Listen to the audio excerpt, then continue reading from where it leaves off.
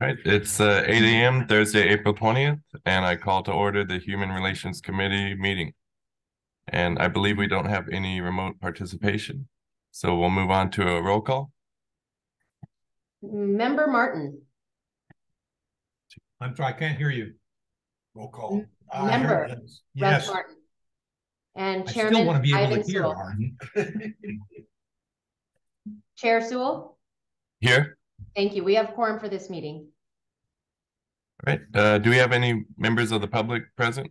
We do not. All right. So moving on to items for discussion, review employee requests for fiscal year 2023-2024. General Manager. Yes, he had. Oriana is gonna be the star today. We'll go through it now. I will tell you, just as an introduction, how the process has gone is because I think this is, says a lot for the district and the employees, and that is we sit down every year and have a meeting with them. We give them all the time they want to push forward what they think that they would like to have. We go through them. Some of them we did not bring to you because we're not even sure they were that serious about them, but they are things we couldn't do. If you ever want to know what those are, we'll be glad to share them. They are. I don't think we sort of sort through them, decide what we want to bring forward, what we can't, and that's what Oriana's going to do today. I do have a small summary of some of the items that were requested that we could take care of at the administrative level, or that we could take care of outside of the immediate boards. So Dory, can you please put up the presentation? Thank you.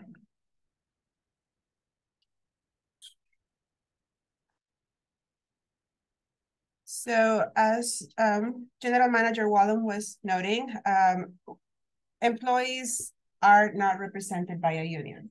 This is actually a good thing because it allows for a more collaborative process.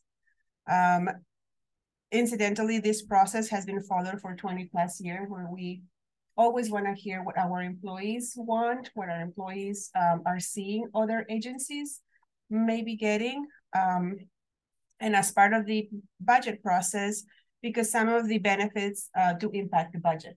So we always try to bring it to the board with plenty of time so it can make it into the budget, whatever the board decides to move forward with. So this year, we held the employee request meeting on March 2nd.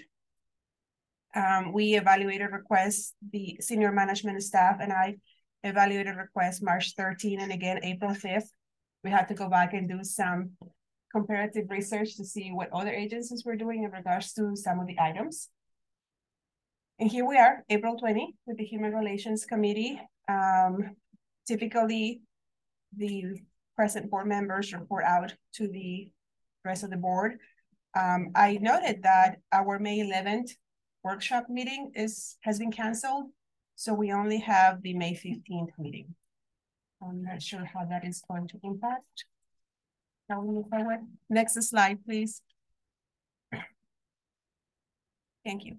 So here's a list of some of the requests the employees put forth. Please note that at this point, we don't have them vote on any particular request. If X person wants to say this, we write every single thing that they want. So some of the requests are the same as previous years: 410 work weeks, full medical retirement at 55, or a graduated scale thereafter, certification pay for any industry-related certifications, pre-tax FSA accounts, sick leave donation program, fatigue pay. Other requests that came up also at the meeting were medical stipend in lieu of medical coverage, bilingual pay, perfect attendance incentive, additional steps to the top step of the pay range, because we do have a lot of long-term employees that have been maxed out. And items that were at the administrative level that we did look into were like food allowance and what can be charged towards it, like shoelaces, reselling. That is not something I would bring to the board. It's administrative level. More restroom facilities at the yard, and some questions about the uniform, whether we can use a different uniform company. Before we go on, I have a question. Yes, sir. Up at the top, Please use your mics. medical. Sorry. I have some questions regarding the request. So at item 2 at the top, full medical retirement at 55 or graduated scale. We presently have a service retirement, correct, on the number of years on the job? Medical retirement at 60 with, and I am not quite sure. 15 years. 15 years of service. Well, I'm talking about just a service retirement, not a medical leave, but or medical concern. But I retired at 52 after 31 years. I got it because of the time I had on the job. I'm just wondering, is there a service retirement? This is CalPERS, right? Right? 50.7 at 55. At 55.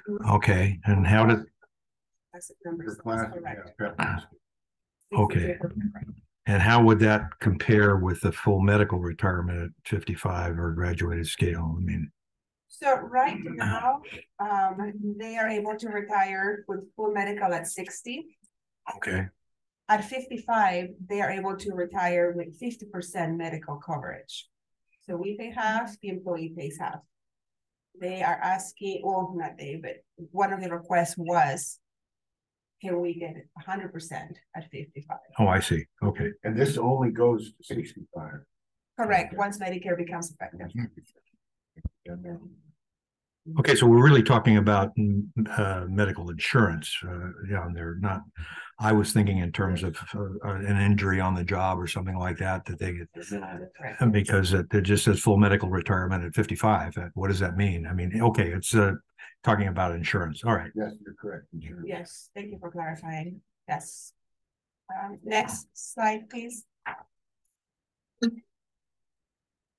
So when the staff conduct the evaluations, we take into consideration past board feedback, legal guidance, labor board market conditions. This is where we go and check what other agencies are doing, and items that can be done at the administrative level that are already planned or for safety reasons.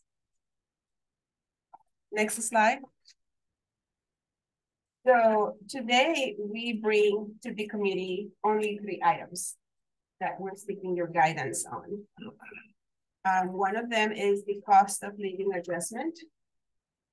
The other one is medical stipend for employees not enrolling in the district's medical insurance plans. And the last one is bilingual pay. These are the 3 items to discuss today. Okay. The cost of living adjustment this year, our CPI is 4.2%. That's from March to March. Urban wage and clerical earners in Riverside County, San Bernardino. And the fiscal impact on the 4.2% would be $214,569 to the district. This is the same CPI we use every year. Every So we're year, comparing apples to apples. yes. Are there any questions? Do you want to talk about CVWD? Oh, good point. CVWD and DWA. Those are our 2 main competitors for pallet. CVWD has an MOU that for this year is allowing their employees to obtain a maximum of 5%. So their MOU says that in 2023, employees, they can get the CPI up to a maximum of 5%. 2024 up to a maximum, CVW 6.5%. 2024 is 5% and 2025 is 4.5%. That's on cost of living? Yeah, okay. So the employees are guaranteed that increase for the next 3 years. So it's up to that amount depending on the, okay. Yes. It's up to, yeah. So they've already received the 2023. They do it on a calendar year versus a fiscal year. DWA doesn't like me doing a fiscal year, but CBWD does it on a yearly. So January 1, they got the 6.5%. Correct. And then right now, if it maintains a 4.2, then they'll get 4.2 at the end of the year, whatever happens. So they're a little bit different, but their employees have already got a raise this year from that perspective because of CPI in a different time frame. Just for clarification. But the 4.2 won't go into effect until January of next year. Is that what? Correct. If it stays at 4.2, they'll evaluate the CPI when they're looking at their budget coming out, and then they'll budget for it. But it will only be Whatever half it the is in year. January or whatever. CBW uses the September month calculated CPI. I believe last September it was a little bit higher than it is now in March. That's the one we use. So yes, they got a 6.5. They're scheduled to get a 5% next year, and then 2025 4.5%.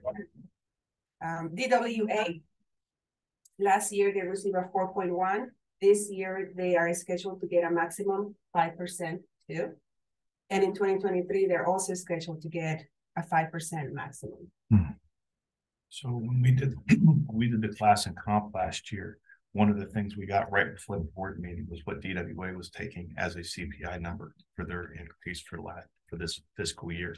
We'll do the same thing this year, but if they're following the CPI like we are, then it's probably going to be the same 4.2% that we're showing right now. Okay, so we're just matching what our competitors are doing.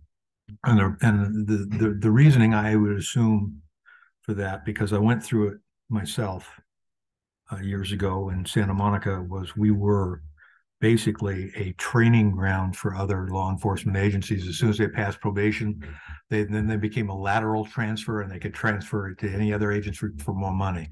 And you have to be competitive. You have to be competitive with your neighboring jurisdictions. Otherwise, you lose a lot of really good people. So, And just about every year that I've been here, I think we've done the cost of living. Is it beneficial for us to create some kind of policy like it seems they have, where their employees are kind of aware a year or two out that they're going to be able to receive I mean, every year it seems like we take this as a one-off basis. Yeah. Does it make Good point. The thing you need to understand is that CBWD is unionized. And so that is a contract that, I mean, they go through quite an elaborate process of negotiating. DWA isn't, and they do have a 3-year. Associations, both CBWD and DWA. Oh, so they are unionized too. DWA is.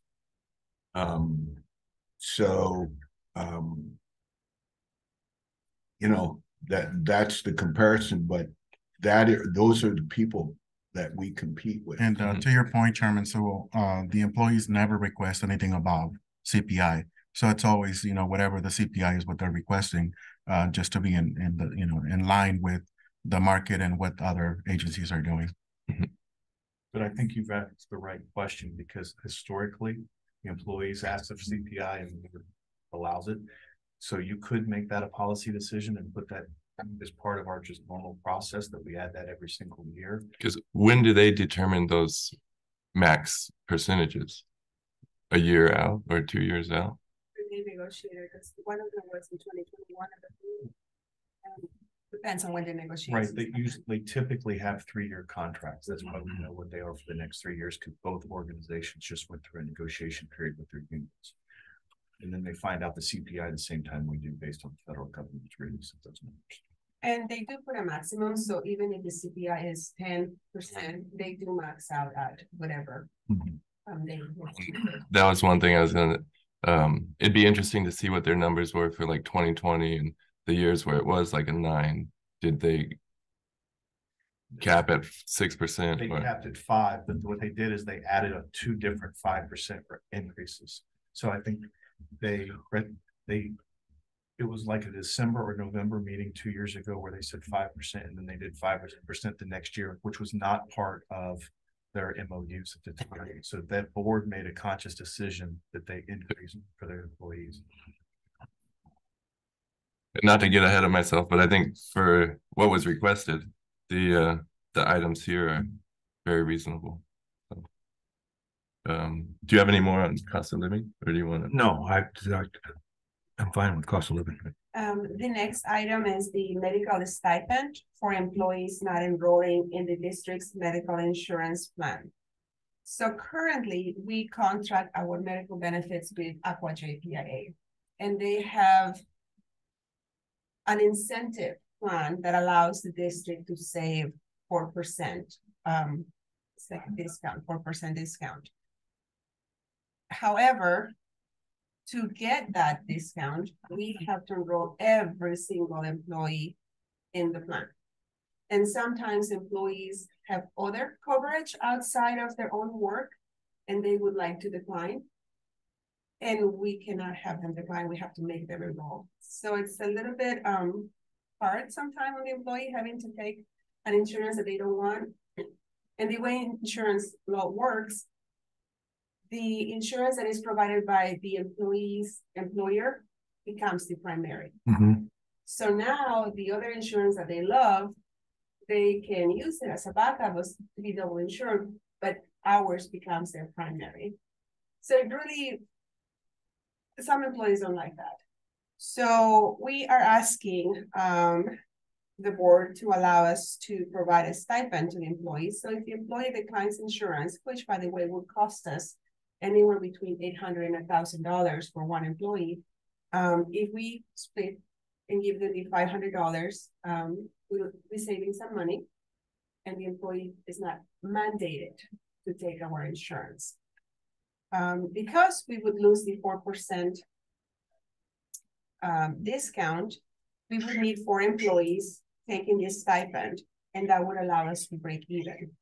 We believe that we have 5 at least employees that would be interested in participating in this new program. So anything more than 4 employees would be a benefit to the district because they will be saving the money, even though we're not getting the 4% discount. Just to reconfirm what you're saying, we currently have 4 or 5 employees that don't want the insurance. Is that correct? That may be interested in participating, correct. It seems like a small number to impact the entire agency for just 4 or 5 employees on there. Is what would be the benefit of switching to a stipend in lieu? More than 4 employees declining going forward will be a positive to the district. Would be positive for the district. 4 is our break-even point. And nothing changes for everyone else. Oh, I see. I thought we would get penal. Okay, all right. No, this wouldn't affect you. If you choose to do the insurance, it's the same that you've always been getting. Then just person walks in and says, well, my wife has insurance, we're covered with that. I think this is good. Just to give you some background, it's kind of a clever motive of basically promotion for these agencies to mainly sign everybody up, because then the insurance company has 2 premiums that they can do, which is saving them, but they're actually covering the same people instead of the same. Okay. In the same way, case, they would get that same coverage, which is 1, and they wouldn't have to pay that premium. So by us, we would save money by not paying the premium for those 5, but to break even with what that in $40,000 or $50,000 incentive is, you would have to have at least 4 or 5 people. And is there any other benefit other than that 4% of having everyone enrolled? No, in fact, it's a negative for those employees that don't want to participate in our plan, simply because of the issues that are, that they face in terms of having to choose primaries, and sometimes their new primaries not covered by the new insurance, and so there's a lot of issues there. But otherwise, no, it's actually a good thing for the district. We would be saving with only 4 employees, and I see this going even further later on once employees, become confident that it's working. Those that have double coverage will want to sign up. And the 500, by the way, is per month. It's not per paycheck. So it's not, an outrageous amount that it's actually the employer getting, even though we're still saving. And what is the reason we haven't done this before? We say They've never asked for it before, or? Yeah. They never past, we had the 4% incentive, but now that we have a lot of new employees coming on board, that seems to come up a little bit more often. Okay, And before people were, because we have a very good insurance benefit. yes, you do. So people were happy, but once in a while there was somebody that is covered by, they serve in the military, they like Sure. the veteran affairs, they don't want to switch. But lately it seems to come up a little bit more. Yeah, because it just seems, based on what you're saying, gee, we should have done this a long time ago. Well, I don't know. It just depends on the profile of employees that we had. We have a lot of new, younger employees, both both the spouse and the husband are working. And so in many cases, we have double coverage. And because the district is so generous, Right. the employees were not paying that much out of their pocket anyways. Mm. So why not be double covered and have basically everything paid for Okay. when it comes to medical insurance? All right. Good. Any other questions? Okay. No. The last item, bilingual pay. We have evaluated this particular one.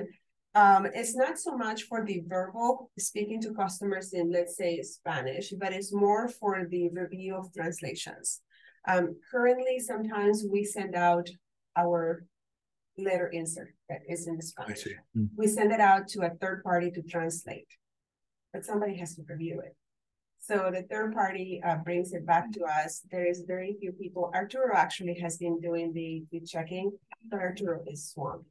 Mhm. So we are thinking if we can pass it on to maybe other staff that may have a little bit more time to just kind of review, make sure that it is Well, correctly. yeah, the thing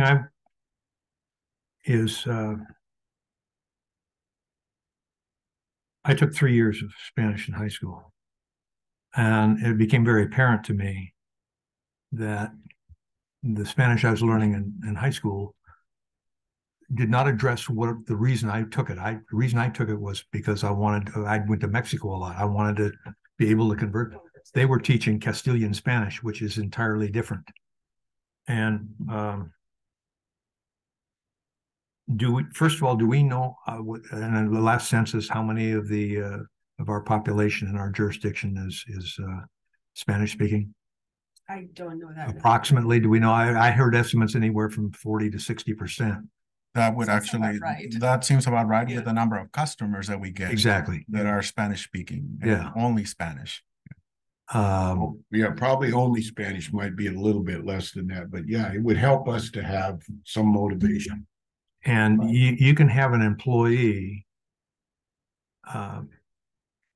Spanish speaking aside, you can have an employee who speaks fluent English, and yet I wouldn't trust them based on my experience to write formal documents that send to the public.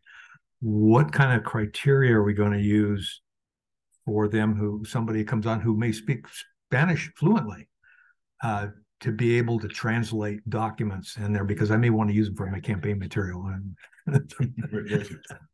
So yes, we are planning on testing, but for $25 a pay period, we're not asking them to translate. We're just we're sending the translations out to a third party. Mhm. We're just asking them to review.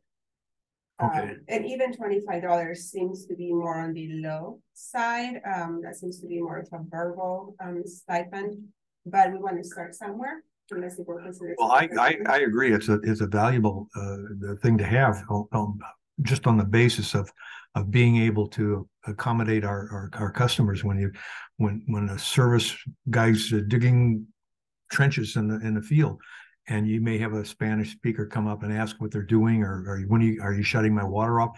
And I like the fact that they'd be able to talk to the customer with that large number of people who are Spanish speaking in our community. And it's not just Spanish speaking, but we do have other, to be able to converse. And I think that's something that we should really pursue is bilingual pay. I think there should be a testing process a little bit, but it doesn't have to be. There are some people that speak English that couldn't pass an English test, so I wouldn't want it to be too complicated in terms of that, but just to be able to It's a standard. Yeah, and one of the items that prompted this was when we were reviewing the class action settlement agreement that was translated into Spanish, there was a lot of items in there that were not correct. A lot of it dialect. You're Just correct. like you said. You're correct. It's the language that you have to be able to show a community. Not all of it is Castilian Spanish, but a lot of it has to do with, you know, the Region. way we exactly. Yeah, I mean, we got Cuban Americans that don't speak Mexican Spanish, so I mean, it's interesting, but it's Yeah, we want that information to be correct for okay. All customers. right, okay. So, just so how we move forward with your guidance, you commented about it speaking to our customers. Mhm. Are you also wanting to include our employees who speak to customers to also get this stipend? Anybody that is bilingual on our agency, I think, should get bilingual pay. And yeah, I was gonna ask on the impact because that's only 48. Is that 1,200 per pay period? Sorry, so yes, we thought when we were thinking of only doing it to review documents that were Okay. translated, we were going to assign only 2 employees to do this work. And each one will get 600 a year. That will be a fiscal impact of 1,200. I will have to modify this a little bit just for the bilingual, anybody that speaks another language, and I can bring that update to the board. Because we could have emergencies in the field with field personnel, and it would be great to have them be able to converse with the ratepayers to say, you've got to evacuate the house right now, or you're going to be flooding or something like that, and be able to converse with them. And it isn't always a formal process to refer them to somebody at the headquarters here that could converse to them, explain it to them. And information has to be, you know, stated at that moment. And that's why you never know when you're going to need to do that. And that's why I would support a bilingual pay for anybody that's bilingual. Yeah, where you see this mostly is not so much in the field, but that is a very good analogy. We see it at the customer service counter. They come in, most of them come in expecting that somebody can speak Spanish. No, I wouldn't say that in the field. It's not forgetting about field students. They interact with customers all the time, and they're speaking to them with value about their bill. They encounter some of the people that speak Spanish primarily. And there is a test that we can do for both written and spoken. Verbal. Yeah. Okay. And are any other agencies doing anything similar to this? With the bilingual pay, It's actually very few. Actually, yes, there's. No, India was one of them. So we compare ourselves to 12 agencies that were identified through the class and comp process. My youth, CWB, and DWA are the most impactful to us, but nonetheless, out of the 12 agencies, half of them do offer bilingual pay, half of them don't. And those that do, the range in payment is anywhere from $25 a pay period to up to 5% of salary. And is it all employees, or is it like how this was originally presented, where it's just a select few? That was not something we could find in the MOUs or their information, but I do believe from experience that it tends to be anybody that qualifies. Okay. Did you have any other questions? Not on that, no. On any. Well, on the cost of living adjustment, one of the things that I want to make sure is well,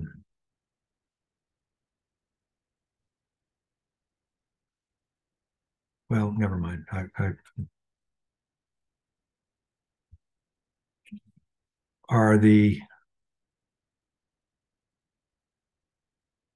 course, every year the cost of living adjustment may be different. It wouldn't always be 4.2. Might be on there. That would be just automatic. Once it comes out, that they would automatically get that. Okay.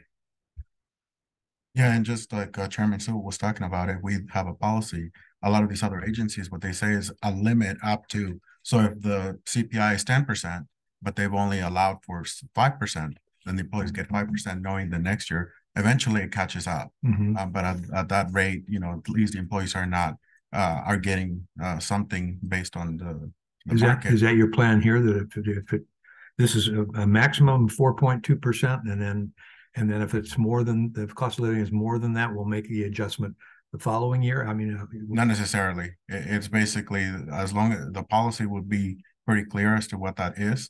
Because sometimes, let's say it's 10%, but sorry, no, CPI is only half that or something. yeah, 3%, but they've already gotten the 5% the prior year. It catches up to the 8% in the current year. okay. So it's based on the average, basically. See, the reason I think the up to is there is because they do a multi-year Okay. projection. We do it every year, so we evaluate it. If I'm not mistaken, past practice has been anything less than 2%. We don't bring to this, we don't move forward with that. I think it's anything less than 1%. Is it 1%? 1%, yeah. So if we did want to if we wanted to make a policy where we didn't have to bring it to this committee every single year, we would probably say anywhere between 1% and 5% based on CPI. We bookend it from that perspective.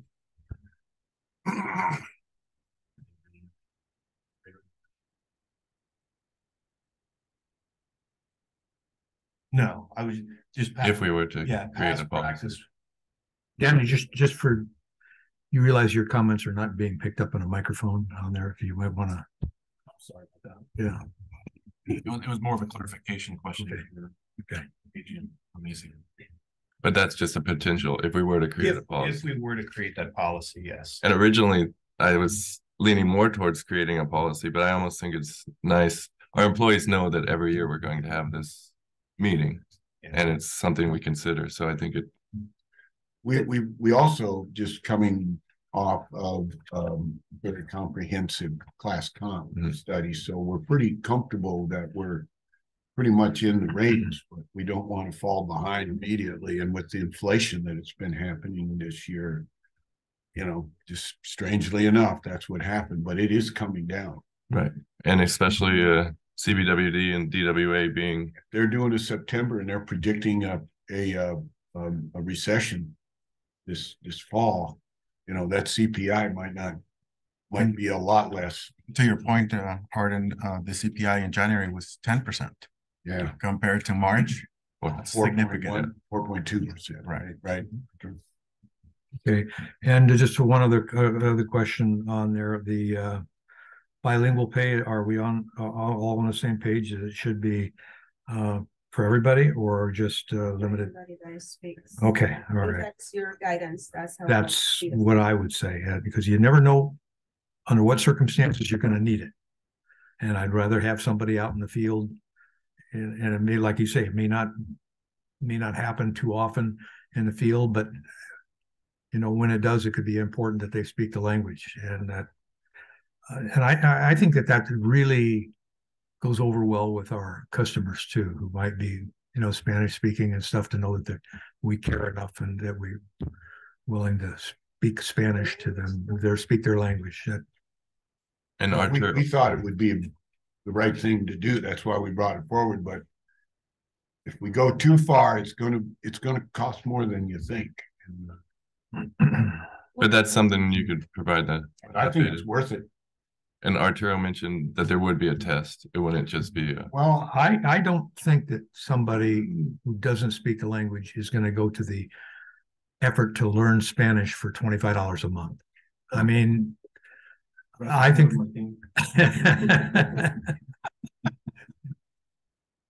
Yeah, one. I think that this will mainly apply to people who are already Spanish speakers, to recognize we can, you know, express our that we feel it's important that they do that. And yeah, that's what I said the same thing when they brought it to me, and I said, yeah, I just think it's. You speak engineer, right? Techno garble. Right. Arturo he speaks three: English and Spanish and accounting garble. Yeah. I speak cigar garble, so.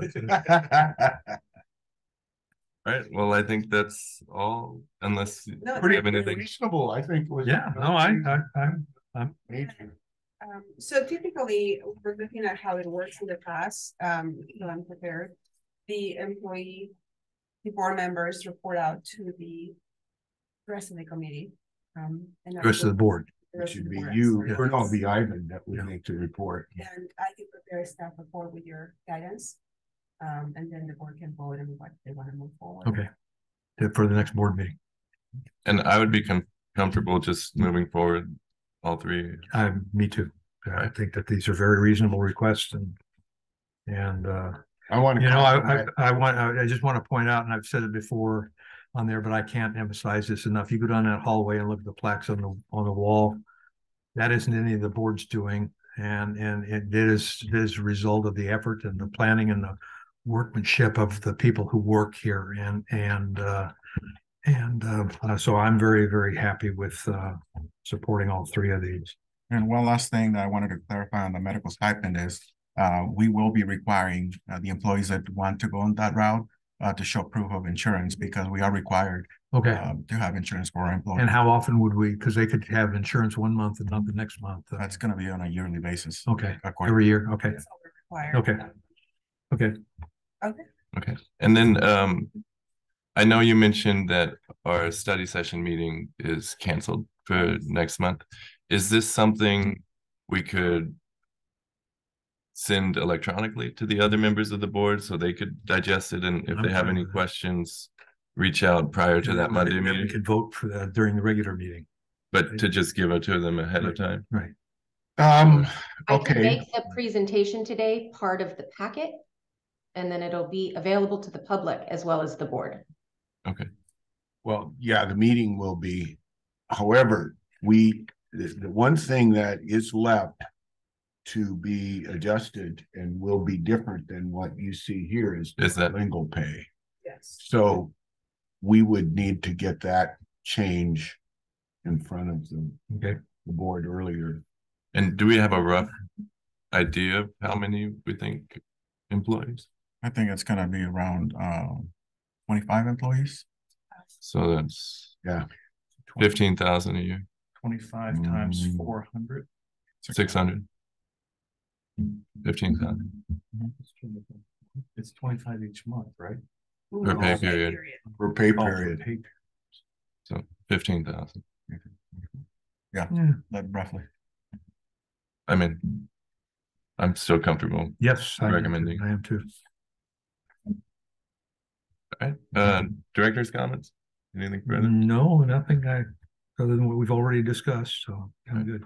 Nothing further for me, so this Human Relations Committee meeting is adjourned.